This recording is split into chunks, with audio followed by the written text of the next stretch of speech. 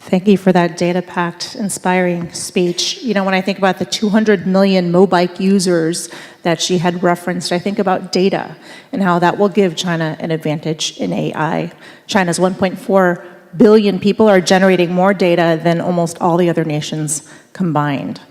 So talking about technology, let's move into our technology panel. And here is Lulu Wang, the moderator, who will introduce the panel.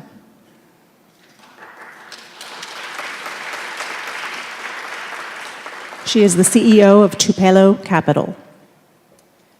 Thank you so much. We have a very exciting panel, and I might invite my panelists to come join me on the table.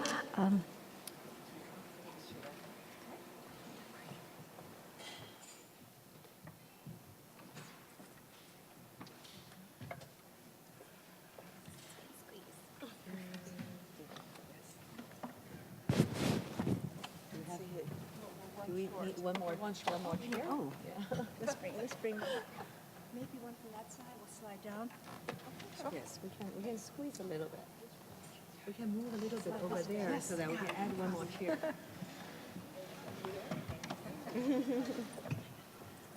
There we go.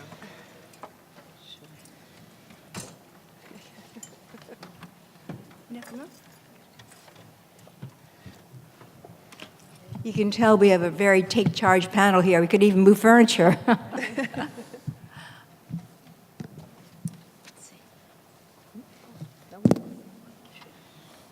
All set? Great.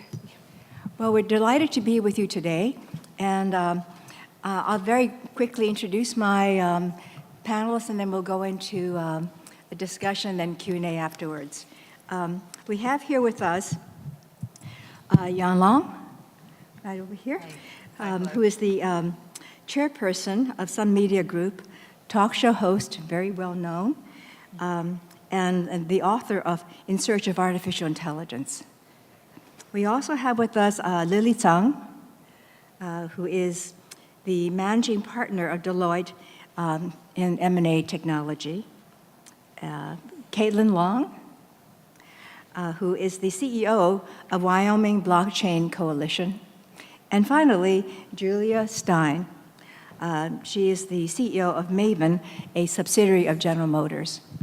So what I think we'll do is start with just asking each of our panelists to take 5 minutes to talk a bit about how the rise of China has affected them personally, their own companies, their industry, and then women in general, because women is the focus of our conference today.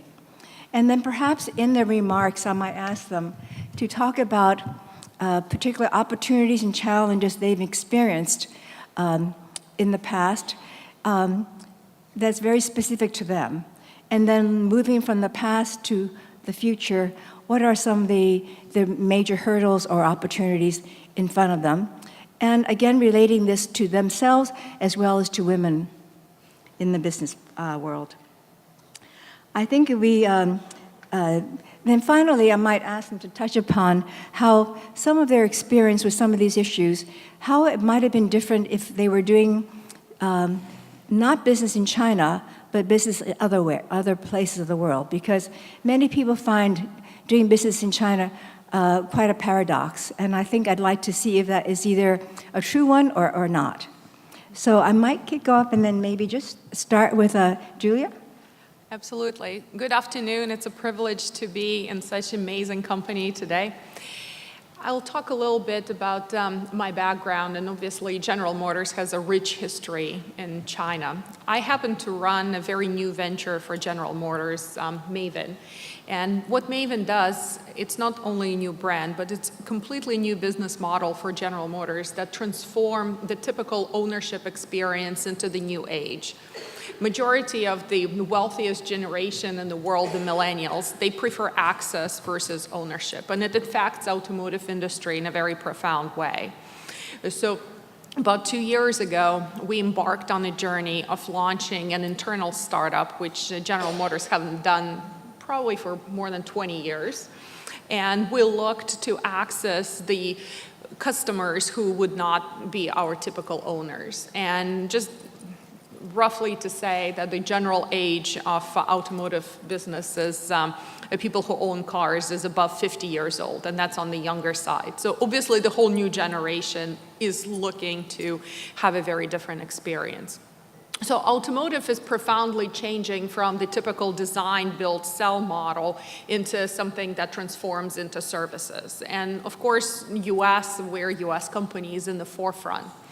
In my previous role within General Motors, I'm a recovering investment banker, so I ran corporate development and M&A for General Motors for multiple years before I took this assignment.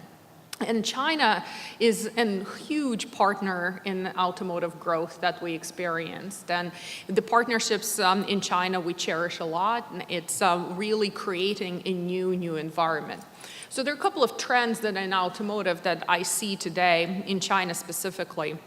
One is definitely the rise of new business models outside of ownership.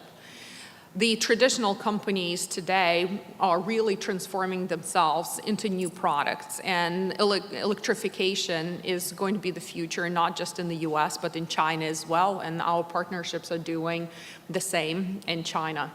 And of course, for a company like GM, we work in China through our partnerships that we cherish and we work with. So it adds a different layer of interesting as the business develops. So it's really 2 or 3 minds need to come together for this to move forward. But what I see is incredible foresight in terms of the mobile-first applications, the willingness of the younger generation to experiment with anything, and some of the numbers were thrown around, Didi as well as the bikes. It's clearly is all around. Another thing that we see clearly, which I think is to the future that we all are going to experience, is the infrastructure is going to change. In the US, it's a big ordeal. In China, I believe it's changing so much faster than we can possibly hope for in the United States. And again, it supports the electrification. So when General Motors came with the mission for the future, 0, 0, 0, 0 crashes, 0 emissions, and 0 congestion, I think China is on the same journey as we are. Thank you very much. Caitlin? Thank you very much. It's an honor to be here. I represent, I guess, the fintech portion of the technology panel, and as Wei talked about previously, fintech is white hot, both in the U.S. and in China. It is an area where there is tremendous opportunity for cost savings and improvement in customer service and reduction of risk, both counterparty risk in terms of default relating to unsettled financial transactions, as well as just systemic risk of crashes in the financial sector. And both the US and China have had their share of volatility in financial markets. So I think both are racing to use financial technology both at the institutional and retail levels of the financial industry. I got into blockchain technology in 2012 while I was at Morgan Stanley running its pension business, actually crossed paths with Wei, both at Credit Suisse previously in our careers and in Morgan Stanley more recently, and immediately spotted the opportunity, the breakthrough of blockchain technology to speed up financial transactions and return power back to the individual user of the transactions. In the US, we're going to struggle a lot more than China is with implementing that technology because of what in the technology industry they call the tech debt.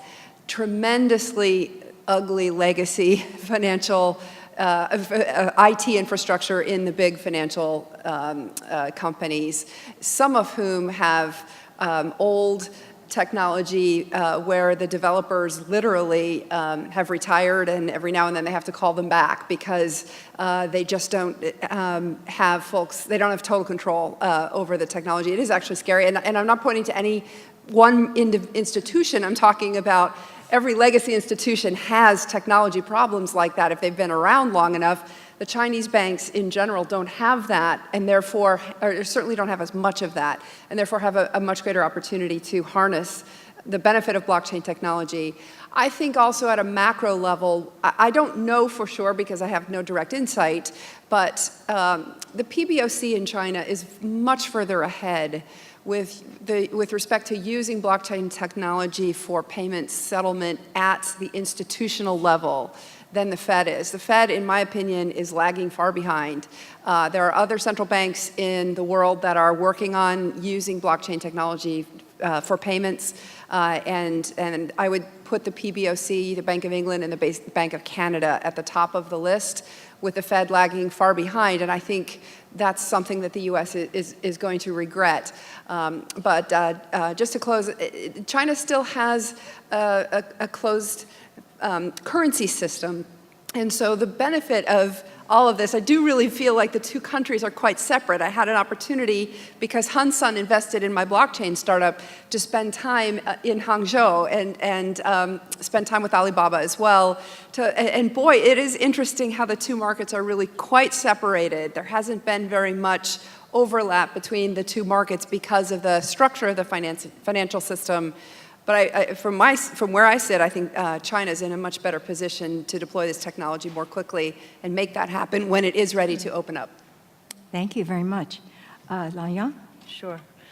Well, it's a great honor to be here, and I love to see some of you as my audience. First of all, I want to talk about technology and the way media is done in China today. 28 years ago, when I first came into television broadcasting, there were only 6 national channels. Now we have more than 60 satellite channels that covers the whole nation. Much further than that, we have such fragmented and much more diversified sources of information today. People are connected with information and connected with each other on self-media, social media. It's a total landscape change. It's interesting, I've been doing one-on-one interviews for 18 years, and by interviewing more than 1,000 leaders in politics, business, art, and science around the world. And last year, I decided to do a documentary on the latest AI development. So I and my crew traveled to 5 countries, visiting 30 labs, and interviewed more than 80 people in this field. When I was doing one street shot in the central London, there were a few teenagers coming by, and when they saw that there were Chinese tourists kind of snapping pictures with me, and so they came up to me and said, "You must be quite famous, right?" I said, "Well, sort of." And they say, "How many followers do you have on your social media account?" That's an immediate test, right? I said, "Not very many, but about 40 million. And they say, "No, you're lying." Well, that's just how the landscape is being changed. But something struck me when I was interviewing Professor Fei-Fei Li, who is the director of AI lab, AR department of Stanford University, who is also the chief AI scientist of Google. She is organizing a high school girls' summer camp on artificial intelligence. And I asked her why. She said, "When I want to attract a boy to study AI, I just tell him it's the coolest thing in the world. But if I want to attract a girl to study AI, I would say that will give more dignity to your parents and grandparents." So I think this is the general sense of application and impact on human life that comes out of kind of the nature as for women as caretakers is fundamentally important. So technology decides on how fast we run, but I think compassion and empathy decides on where we are running, which is much more important. So that's kind of my personal journalistic development in the media front. By the way, we're about to start our production of the 2nd season of AI. Mostly it's application in different vertical industries very soon. But I also want to see how technology kind of coincide with the upgrading of consumption in China. 40 years after reforming and opening up, China is experiencing a massive upgrading of consuming. You know, people used to just pay money for cheap stuff, right? The cheaper, the better. And then they want to pay for good quality, you know, functions of their possessions. And then they want to appreciate beautiful stuff, luxury brands around the world. But now it's more about value. It's about self-perception. It's about resonating with certain stories and emotions that people want to pay more. So one of the sector of the business I run, which has been growing more than, you know, kind of doubled every year since 5 years ago, it's the location-based entertainment and sports. So as Wei said, people spending much more money in traveling, in their leisure time, entertainment.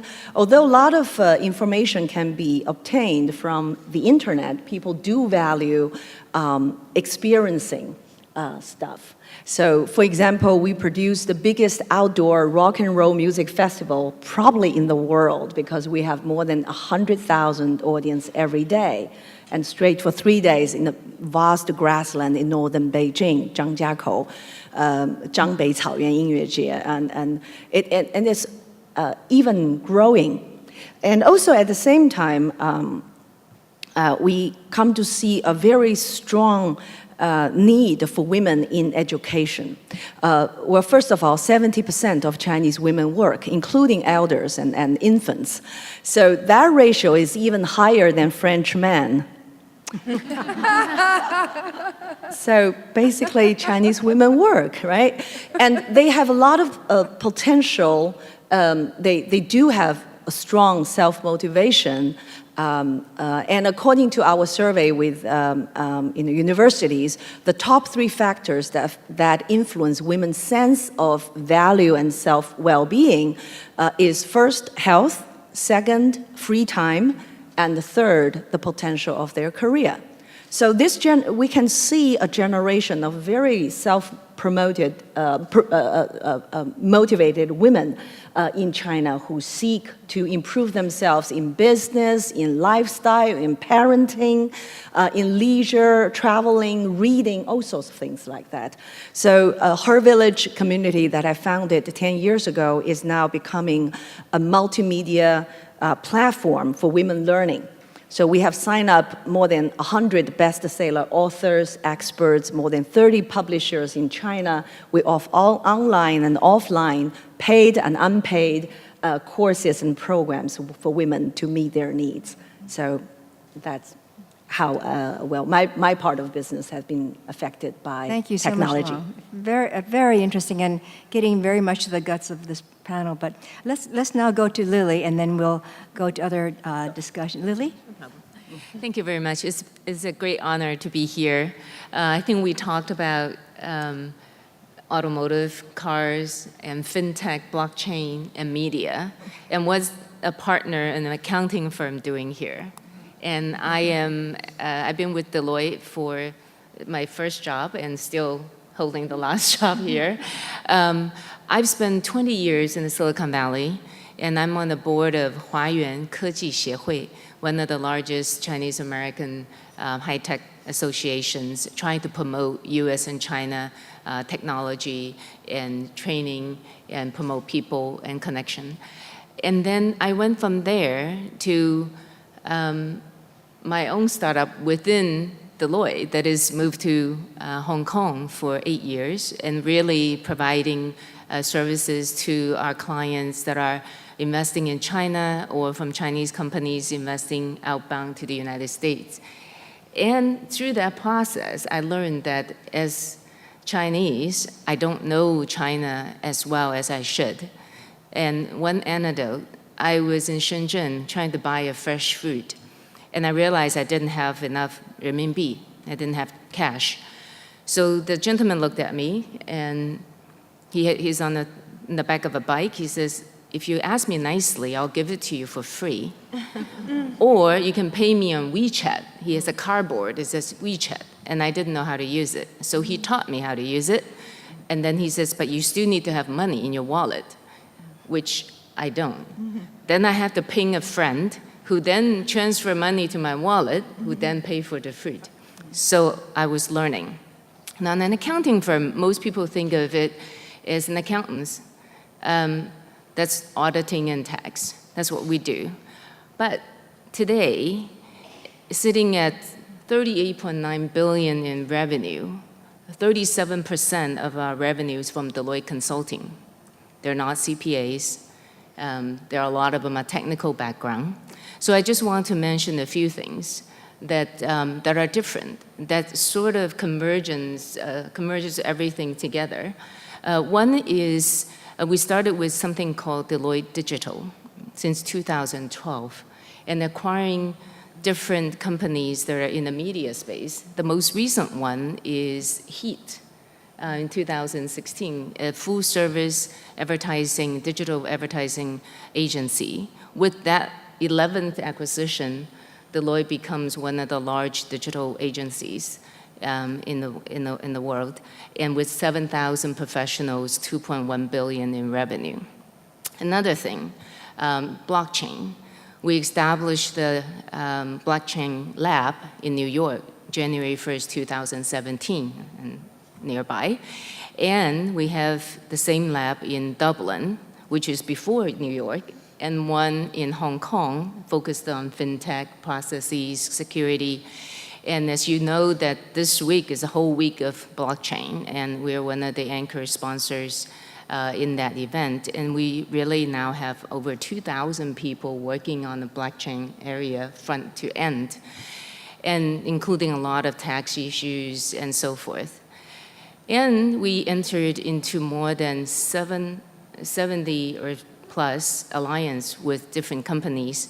One of them was mentioned is Ali Cloud in China that worked with us on setting up innovation labs for managerial labs for different companies to innovate.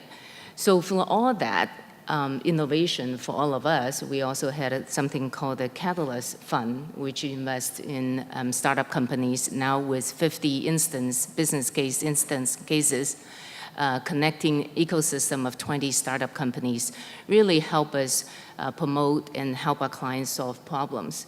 So with that, I would mention that a lot of that leadership comes actually from women. So our first CEO, Kathy Engelbert, 2015, becomes the first woman CEO for one of the world's largest professional services firm. And our Deloitte Consulting CEO, who is also a woman, and our TMT leader is based in San Francisco, a female, and our technology sector leader, Heather Rangel, also in the Bay Area. So we have a lot of women leaders that help shape our direction and shape our strategies and moving convergence of technology into our services and help our clients. Thank you very much. It seems that with the mention of the new leadership by women in many of the firms that we are talking about, that there might be something in the air that is going to be helping women arrive at leadership. And as we hear our participants talk about change and diversity and new business models, disruptive processes, could there be something going on in the world that might be a productive backdrop for women's leadership? We know women have, over the ages, we've had to juggle the babies, till the soil, feed the cows, and take care of the hunter when he comes back with his bacon. So we've learned to do many things well at the same time. And in a world now that is so complex and rapidly changing, are there ways in which women operate, in which women lead, that might help us assume more leadership in the business world as we see it now? I just wonder if any of our panelists would like to talk about this and perhaps give some examples they've seen in their own companies or industries. I'll take an opportunity very gladly. Obviously, General Motors is run by Mary Barra, which was unprecedented in the automotive industry. But coming back to China landscape, I was always amazed every time I would travel to dealerships in Shanghai. It's always a woman who closes the deal. And in my experience, that what differentiates a lot of the colleagues, female colleagues that I work with, women just get things done. They might be different ways how we get things done, but it's a very international trait. We just do. And in the new economy, it's always about getting results, getting growth, looking forward. And so I would strongly say that we have a huge role to play and a huge role to be able to invite the new viewpoints no matter what industry we're in. And I would concur with that. Just to add, in the technology area in particular, there are just fewer women. There just are, especially in the developers field. It is hard to find and hire developers, and I've seen this also in China in the fintech companies. There are fewer women working in leadership positions than there are in other industries, and I don't know why that is, but I know in the US that there's a lot of self-selection out by young women out of the so-called STEM fields, the science, technology, engineering, and math fields. I think there's less of that from experience in China, but certainly in the US, unfortunately, there's so much self-selecting out. And so one of the things I did, you may be wondering what the heck the Wyoming Blockchain Coalition is. I left my startup to go work on trying to fix a law, to your point. Women just go get things done. I tried to donate money to endow a scholarship for women engineers at my alma mater, and just simply trying to be part of the solution, not the problem. I did it anonymously, or just kept my head down, but ran smack into the law that in Wyoming, Bitcoin could not be accepted. And so we set about to change that, and we did, and we actually made Wyoming a haven for blockchain technology, and we're attracting a lot of women into the space, but I think unfortunately we still have the reality that both the financial and especially the technology industries just don't tend to attract as many women who self-select out. Thank you for that, Kayla. And I love the way how you not only identify the problem, women are scarce in technology, but how you personally found a way to try to counter some of this. And as we go to our other two panelists, perhaps talk about how you observe women's role in this changing world, but how we as business leaders can encourage women to rise. Sure. Well, some statistics to inform you is that women come up to 35% of startup businesses in China. Many of them got opportunities because of Internet Plus, new business models. But we also find statistics saying that they only have access to about 10% of financing and funding. So we have observed a few bottlenecks for Chinese businesswomen. First is the access to capital. It's both mindset and skill set issues. You know, they don't know how to approach, but also at the same time there are kind of stereotypes and discriminations against them. So by giving them more training or capacity training in accessing to capital is very vital for some of them. And secondly is the general knowledge of technology. Some of them a little bit afraid of learning more technology. They think it's intimidating. But then knowing how to do new marketing through internet, for example, can be eye-opening for them. And thirdly, it's about scalability. We find women are very passionate about what they do. They usually start a family or a small business out of their passion and do something in their neighborhood and immediate community. But we also think that we need to help them to expand beyond their counties, cities, and even provinces, and even the country. So what we do at Her Village is that we start up Her Village Academy, which is both online and offline training program, especially for women in business. Our first group of women entrepreneurs have already graduated. Now we are starting a special program just for young women business startup level. And we find that there is a huge need in the market for services like that. Thanks so much. Lily? And we have a similar experience from the professional services firm. We see everything is turning into a service, even a car, and you share, and everything is becoming a service. But we note that if people who are programming artificial intelligence, machine language, or robots, if these are all male, what happens to the female influence to the programming? So the thinking may be determined by the male thinking in programming the bots. So at Deloitte, we decided that we start young. So we're committed to help girls who can code in an organization to help them start early in terms of coding. So I got my daughter involved in the Code Academy online from Silicon Valley, and she got really good at it, started doing programming games, although I'd like her to program something that works at the house, but haven't gotten there. But certainly I think it makes a difference for a girl to start early age and make changes, because they will be our future and they will code and what we would use. So if it's from a female angle, perhaps it will be different. So we have a chance to catch up. So that would be one view. The other view we see, and you talked about capital, I couldn't agree more.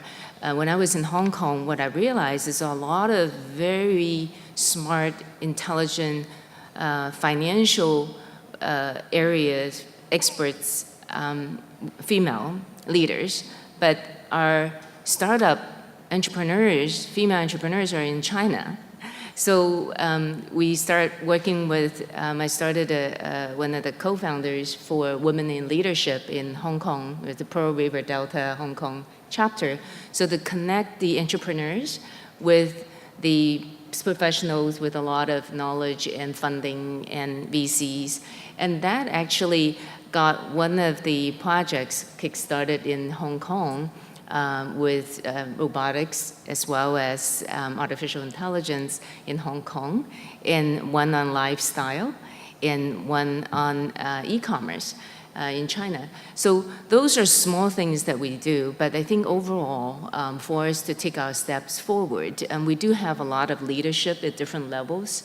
I'm glad to see that we have a lot of leaders in TMT, our technology sector, are led by women. Hopefully, we can move this forward. Thank you. It's interesting, Lily, you mentioned about how just about everything now is turning into a service function. And that's very true. And as you think about what is good in the service industry, you need to have empathy to the person you're servicing. Therefore, client-facing businesses often do very well with women in leadership. And so we are turning more into a service economy. I wonder if that also plays to some of the basic talents that women bring to the workforce. Long, you mentioned about the importance of helping women to scale. Mm-hmm. And I was thinking about how in China now, and in technology, there's a great need for the startup talent, the person who has the genius idea. But then to take the business to the first 100 million, then the first billion, scaling is important. And scaling also requires financing, but also the patience to steward the business, to not just have the great idea, but to understand the people who are internally important to the company and externally. Mm-hmm. So scaling requires, again, empathy with people you're working with. Mm-hmm. And given those two aspects of success in the new economy, servicing and scaling, maybe you can any of you talk about how women can be particularly introduced to this aspect and call upon their particular talents?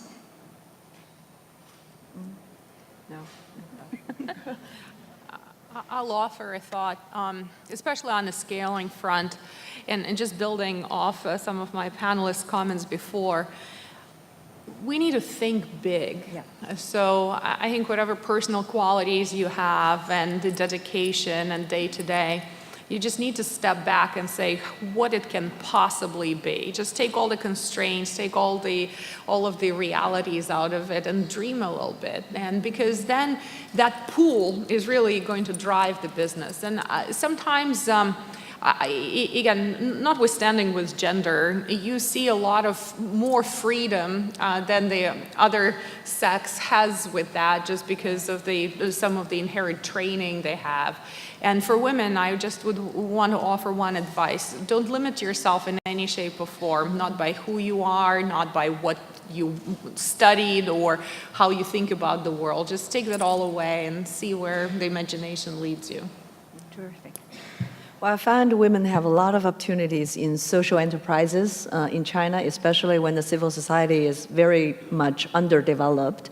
So we actually have investors in China kind of encouraging women.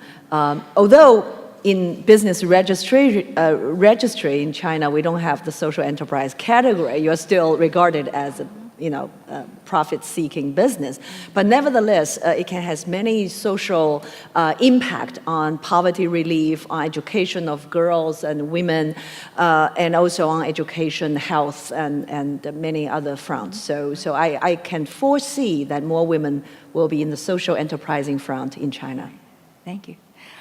No, we've been having so much fun. I've just gotten the 1-minute warning, but I think we started a little bit later, so maybe we can take maybe 5 minutes for Q&A. We had planned to leave you more time, but are there any questions in the audience? I see a hand over there. They have a microphone coming. Hi, thank you for speaking. I have a question because today the conference about women in business. So we're talking about about world trade, but how do you really, as a human and as a woman, to self-growth and to develop yourself? Do you have any strugglings and how you go over that? I think you all have good answers to that. Someone? Sure. I would start with just never stop learning. I got into Bitcoin on my own time. I just came across it early, and it was an interest of mine. I actually kept my head down working at Morgan Stanley, being interested in Bitcoin early, because I wasn't sure how the traditional financial system would view that. And on the weekends and at night, I went to meetups and conferences on my own time and my own dime, so to speak. And so it's just I got lucky, but also it was investing a lot of personal time in just never stop learning. And I'll follow Kaylin's point, investing the time. So over the weekend, I spent a lot of time with people in different Bitcoin conferences, learning more about what's happening between US and China, especially from China, very different than the US. But also, that's curiosity, and that's commitment, paying for your time. But there is a time that you have to take some risk. When the opportunity comes, when you're ready to jump, and you can't be afraid. You need to take some risk. And that risk could be rewarding, and it could be that you may fall, but that's okay.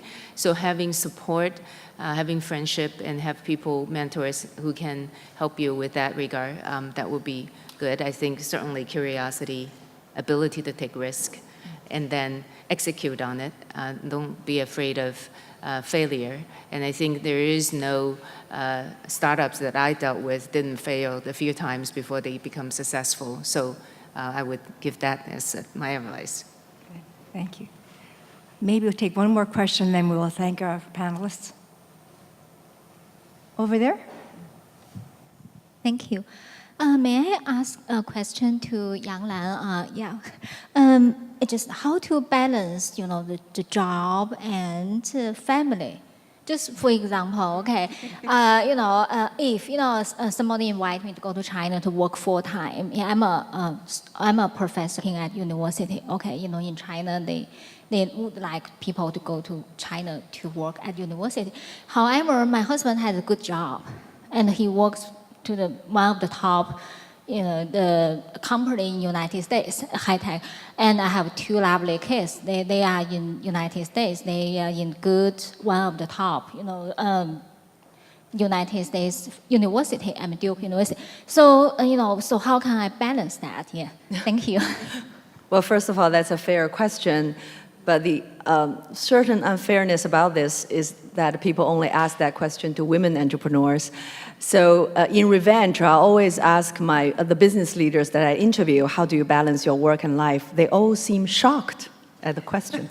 But anyway, I think both men and women are taking new roles in family and at workplace. So both of them need to balance things out, especially when the tempo of the society of the business is so fast nowadays, and the information is exploding. It's so hard to kind of digest and whatever that's happening around us.